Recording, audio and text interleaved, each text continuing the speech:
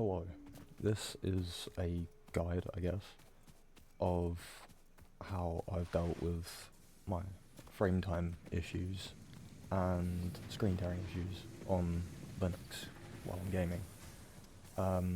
You'll see in the background I've got Satisfactory running. I was running on high settings. I've got like a 2060 Super 3600X Ryzen 5, so 6 core 12 thread. Bry's running on high settings, and this, as you can see, the frame time most of the time is flat, apart from the slight variances in frame rate that I end up dealing with, probably because recording, I don't know, I'm using a third-party GPU screen recorder created by one guy who's a madman, to say the least, because it works beautifully. Jeez. But yeah, I'm going to be running through how I managed to get frame times being flat, deal with any screen tearing. Just a pre-warning, this is for NVIDIA cards only, so NVIDIA graphics cards only. If it's AMD graphics cards, I won't be able to help much there. I don't own one myself, but yeah, I'm gonna probably change over to maybe a desktop view or something. I don't know as of yet. I'm going off a limb here. But yeah. So first things first, you want to do is make sure you have the correct drivers installed. Now you usually want to go through your package manager. Like I go through RPM Fusion or DNF Dragora. I don't actually know which one's the package manager. I'm pretty sure it's Dragora, and RPM is actually the repository where all the files are kept and stuff. But you want to make sure for whatever package manager you may be running that you have the latest drivers installed.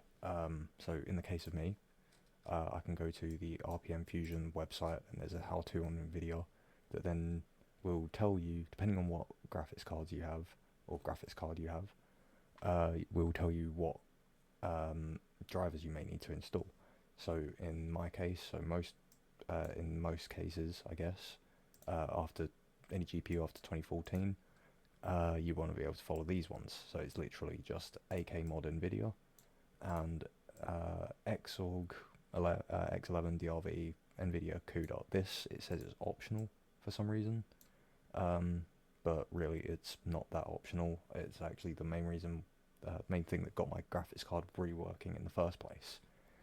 So you can always just copy and paste these if you wanted to into your terminal, just to make your life a little bit easier. It would help if I click the right shortcut.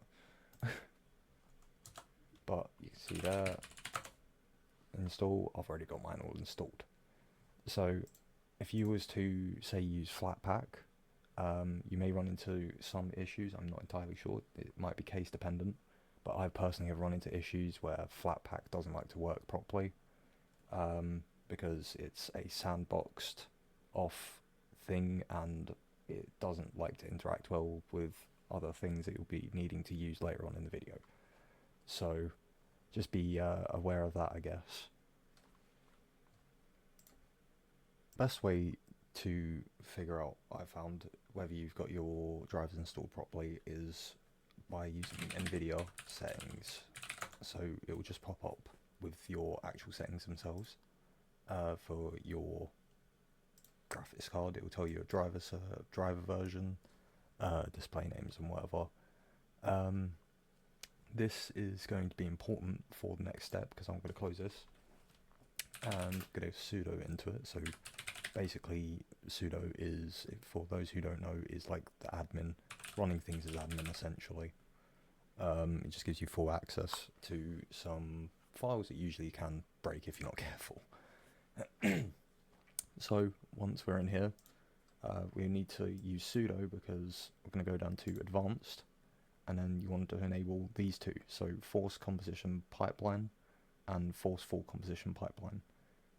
This will then, after that, you'll be wanting to go to save to X configuration, because it's then saved here, because you also get a preview of it. So if you look through here, you'll see it should enable this. and what this does is it will help, or it has had the effect for me, and I think some others as well. It will basically reduce a lot of screen tearing in games while it's active, because it's something to do with like actually compositing things properly.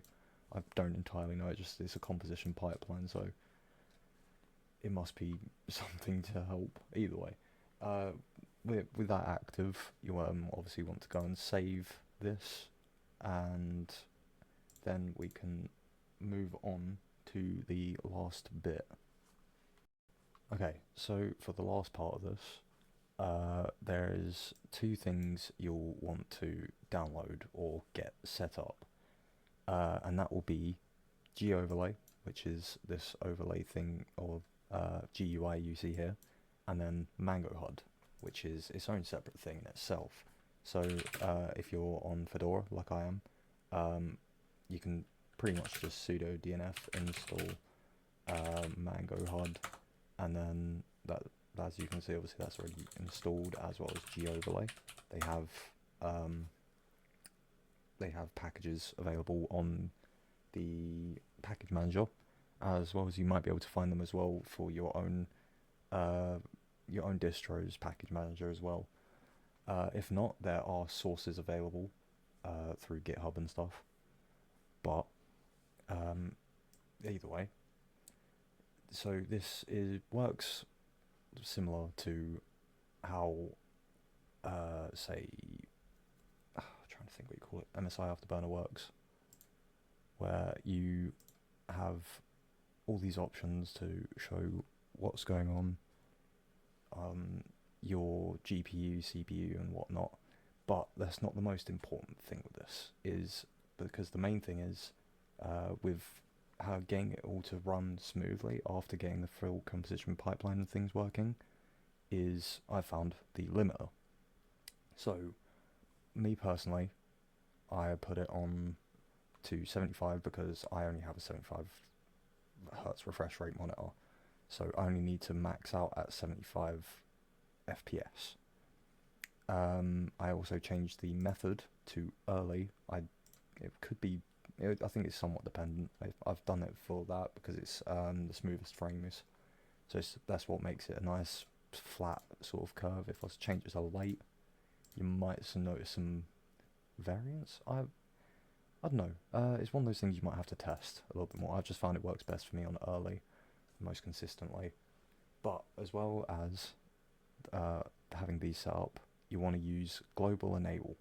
The first time you enable it, it might not work properly, but just keep trying to enable it, and it will eventually be enabled properly.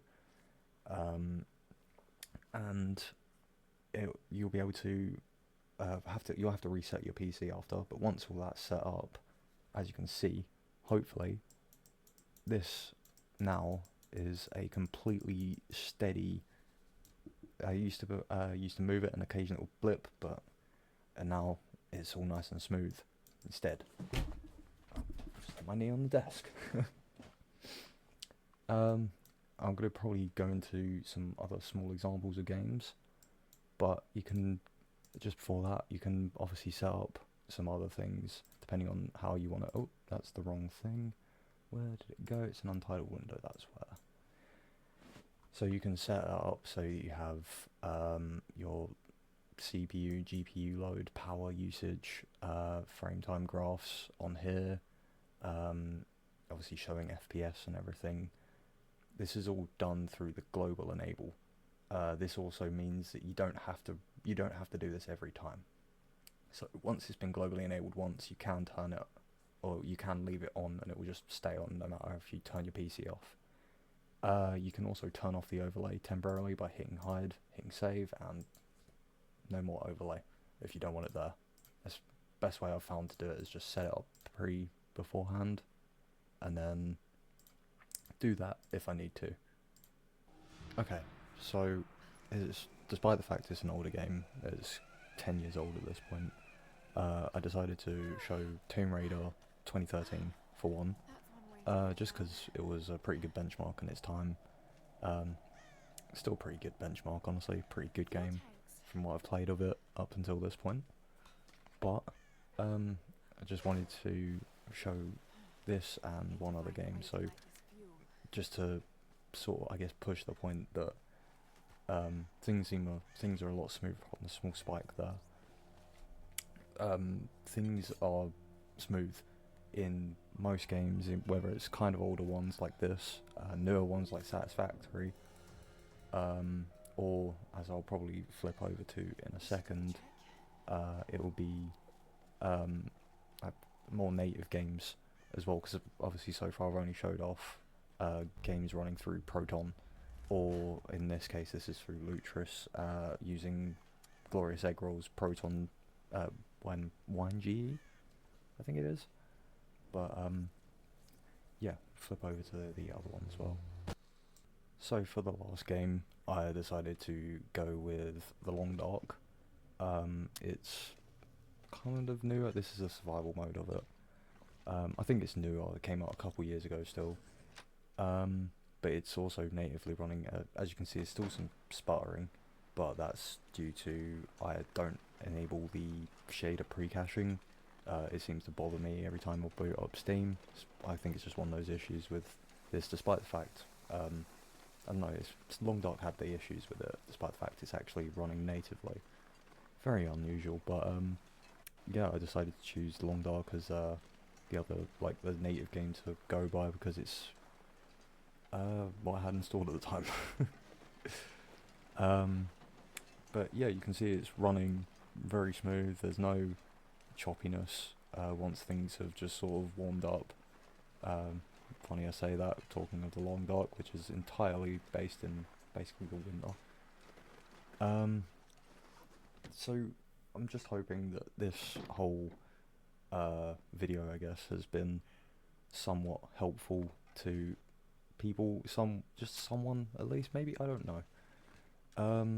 It's something I just decided to put out here because I've had issues with this stuttering in the past, and I've done obviously some research to try and get things working, where I'm at this point where I decided to share my findings, I guess, for anyone else who might be having the same issues. I don't think there's much else to say on the matter. If you've managed to stick through this whole way, it's appreciated. It feels very strange sitting in my room talking to myself nearly 10 years after the first time I've done this. But yeah, I guess leave me a comment or something if you really feel like it. Don't really care for the other stuff, just kind of need some feedback, see if I can improve on things. But yeah, I hope that this has been of use to some of you, and I think I'll see you at some point in another video. Goodbye.